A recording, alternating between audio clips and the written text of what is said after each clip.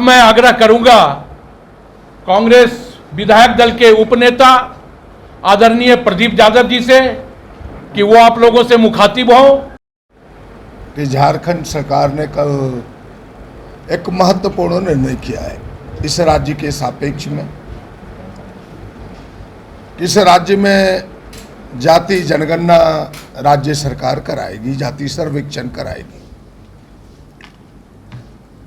और पार्टी का मानना है, कांग्रेस का मानना है, हम सबों का मानना है कि यह निर्णय जो जाति जनगणना का निर्णय है, सरकार का यह निर्णय इस राज्य के दलितों, वंचितों, पिछड़ों, आदिवासी, अल्पसंख्यकों और मूल वासियों को विकास में भागीदार बनाएगा। और विगत 20 वर्षों से जो भारतीय जनता पार्टी ने एक साजिश के तहत एक बड़े हिस्से को अपने हक और अधिकार से वंचित रखा था, हमें लगता है कि यह निर्णय वह हक और अधिकार दिलाने में मददगार साबित होगा। हमारी पार्टी, कांग्रेस पार्टी और हमारे आदरणीय नेता राहुल गांधी जी जो वर्षों से इस विषय को उठा रहे हैं, लंबे संघर्ष के लिए वो पूरे देश में भी घूमे और उनका एक ही मुद्दा था कि भाई इस देश में जाति जनगणना हो। और हमें लगता है कि उनके संघर्ष को यह निर्णय जो झारखंड सरकार ने कल अपने कैबिनेट से निर्णय लिया है, हमें लगता है कि उस संघर्ष को भी मजबूती प्रदान करेगा और एक देश में संदेश देगा कि जहां कांग्रेस गठबंधन की सरकार है, जो हमारे आदरणीय नेता, हमारी पार्टी की इच्छा है, उस इच्छा के अनुकूल, जनता के कल्याणकारी योजनाओं के अनुकूल यह निर्णय मददगार साबित होगा। इसीलिए इस निर्णय के आलोक में हम पार्टी की ओर से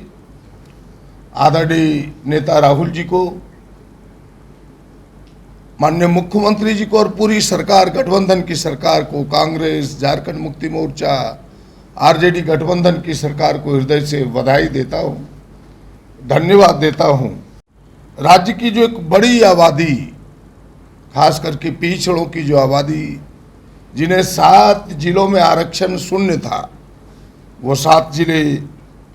लोहरदगा, लातेहार, सिमडेगा, गुमला, खूंटी, पश्चिम सिंहभूम और दुमका, हमें लगता है कि उसके रास्ते भी अब खुलेंगे। और जो वर्षों से लंबित पड़ा है पिछड़ों के आरक्षण बढ़ाने का, क्योंकि वह जो 50% की सीमा रेखा है जो रोकती है पिछड़ों को आरक्षण 50% से अधिक देने में, हमें लगता है कि जाति जनगणना उस निर्णय के दरवाजे को भी खोलेगी और फिर वो पिछड़ों को आरक्षण का रास्ता भी यहां से खुलेगा। भारतीय जनता पार्टी उलट पुलट कह रही है, लेकिन भारतीय जनता पार्टी अगर सच में पिछड़ों का, दलितों का, वंचितों का को हक दिलाना चाहती है, तो मेरी मांग होगी इस फोरम से कि वे देश में उनकी सरकार है, वैसे जनगणना देश की सरकार का काम है, प्राथमिकता से पूरे देश में जाति जनगणना कराए ताकि जिसकी जितनी भागीदारी है उसकी उतनी हिस्सेदारी मिल सके। हमें तब लगता है कि भारतीय जनता पार्टी को ये कहने का हक होगा, वरना पूरा देश, पूरी दुनिया उनके शकल को जान चुका है, उनके चेहरों को जान चुका है, पहचान चुका है। वो पिछड़ा विरोधी है, दलित विरोधी है, वंचित विरोधी है, अल्पसंख्यक विरोधी है, आदिवासी विरोधी है। वो लोगों को हक अधिकार नहीं देना चाहता। और मैं फिर से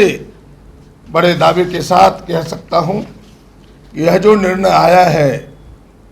कल कैबिनेट में जाति जनगणना का, यह राज्य में एक नया आयाम खोलेगा विकास का, विकास की हिस्सेदारी में, सरकारी सेवाओं में एक नया आयाम खुलेगा और जो वर्षों से वंचित है हक और अधिकार से, उन्हें हक और अधिकार मिलेगा। इसलिए पुनः एक बार कांग्रेस पार्टी की ओर से, क्योंकि कांग्रेस पार्टी वर्षों से लीड करती रही है इस चीज़ों को लेकर के। और आपने देखा होगा कि विधानसभाओं में कई बार हमने इस विषय को सरकार के सामने भी रखा था। खुद मुख्यमंत्री जी ने कई बार आश्वस्त किया था कि भाई समय के साथ हम प्रयासरत है, यह राज्य सरकार का काम नहीं, उसके रास्ते हम निकाल रहे हैं कि किस प्रकार से राज्य सरकार जाति जनगणना को कराए। और आखिरकार वह रास्ता ढूंढते ढूंढते उन्होंने यह कार्मिक प्रशासनिक विभाग को ये जिम्मेवारी दी है। और फिर से एक बार धन्यवाद देते हुए कि मुझे विश्वास है कि जल्दी जाति जनगणना का यह मूर्त रूप सामने आएगा, धरातल पर उतारने का सरकार प्रयास करेगी। और ऐसी ही तमाम खबरों के लिए सब्सक्राइब करें हमारे चैनल जेके न्यूज नेटवर्क और हाँ, बेल आइकन दबाना ना भूलें।